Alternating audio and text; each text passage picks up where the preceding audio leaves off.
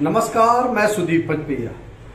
उत्तराखंड की भाजपा की राजनीति में हाईकमान से खामोश रहने का संदेश आया है। ये संदेश पूर्व मुख्यमंत्री तीरथ सिंह रावत और पूर्व मुख्यमंत्री त्रिवेंद्र सिंह रावत के कुछ बयानों के बाद सामने आया है। हाईकमान का यह संदेश उक्त दोनों पूर्व मुख्यमंत्रियों तक कन्वे भी किया जा चुका है। आखिर इन दो पूर्व मुख्यमंत्रियों ने ऐसा क्या कहा कि भाजपा का उत्तराखंड का सत्ता प्रतिष्ठान असहज महसूस करने लगे।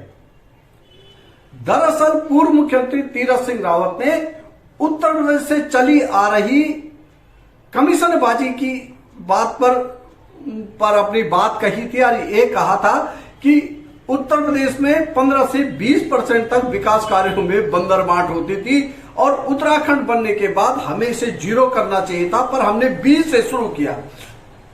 तो कहीं ना कहीं ये बात भले ही उन्होंने किसी संदर्भ में कही हो, बाद में उनका जो सफाई आई वो ये आया कि किसी संदर्भ में कहा गया था और इसको दूसरे संदर्भ में और दूसरे तरीके से प्रसारित किया गया। ये रूटीन प्रैक्टिस भी पॉलिटिशियंस की होती है। उन्होंने भी कहा ठीक है। पूर्व मुख्यमंत्री त्रिवेंद्र सिंह रावत ने स्मार्ट सिटी को लेकर कुछ बात कही थी कि उनके शासन में स्मार्ट सिटी को लेकर देश भर में देहरादून की क्या मेरिट थी, कैसा नंबर था, कैसे काम हो रहा था और अब क्या हो रहा है, उन्होंने इस पर वो दिया था।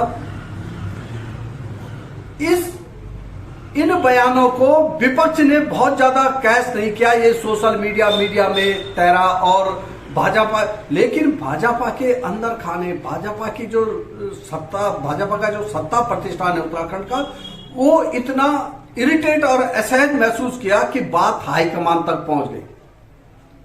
माना गया कि इसको मैनेज करने के लिए और इस प्रकार ये जो ट्रिक हुई है, पॉलिटिकल ट्रिक, इसको दूसरे तरीके से हाईकमान की तरफ सामने प्रस्तुत किया गया और हाईकमान ने खामोश रहने का संदेश भिजवा दिया।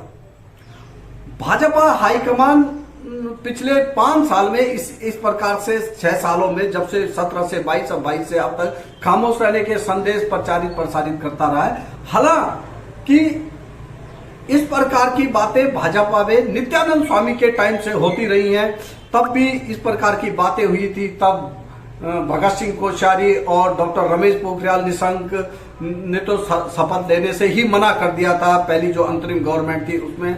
फिर उसके बाद खनूड़ी बने तब भी ऐसा हुआ, पर लेकिन खामोश रहने वाले संदेश कभी उत्तराखंड में नहीं आए, उत्तराखंड की पॉलिटिक्स में नहीं आए और चलता रहा। भाजपा हाईकमान ने बाद में खनूड़ी को बदला, निशंक को बनाया, निशंक को बदला, फिर भाजपा सत्ता से बाहरी हो गई 2012 में।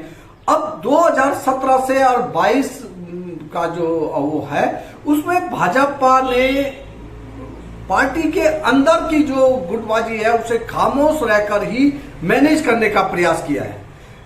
भले 2017 से और 20 तक भाजपा को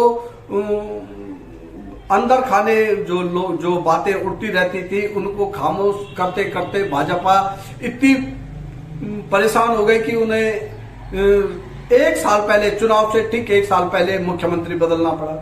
फिर तीरथ सिंह रावत मुख्यमंत्री बने तो उनकी कुछ ही महीने में विदाई हो गई। फिर धामी जी को लाया गया, युवा चेहरे के नाम पर प्रस्तुत किया 2022 में। इसका भाजपा को फायदा भी मिला। भले ही धामी खुद चुनाव नहीं जीत सके, वो खटीमा से चुनाव हार गए, पर फिर भी भाजपा ने एक कहा कि हमारा चेहरा था तो इन्हीं को मुख्यमंत्री होना है, उन्हीं को मुख्यमंत्री, वही मुख्यमंत्री हुए।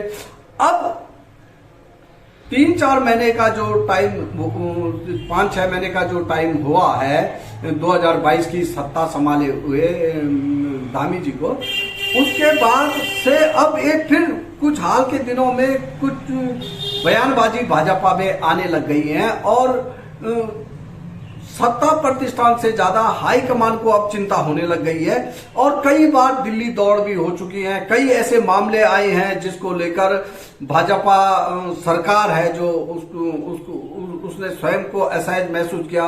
कई बार इरिटेशन भी साफ साफ दिखा सरकार में। विधानसभा नियुक्तियों का मामला जो है उसमें भाजपा सरकार भले ही बहुत बड़ी बात कर रही हो, पर लेकिन नियुक्तियों के लिए जो जिम्मेदार हैं अभी भी सरकार में, ये सब जानते ही हैं। और इस ऐसे में पूर्व मुख्यमंत्रियों का काम को लेकर, भ्रष्टाचार को लेकर बयान पर भाजपा हाईकमान का खामोश रहने का संदेश सवाल खड़े करता है।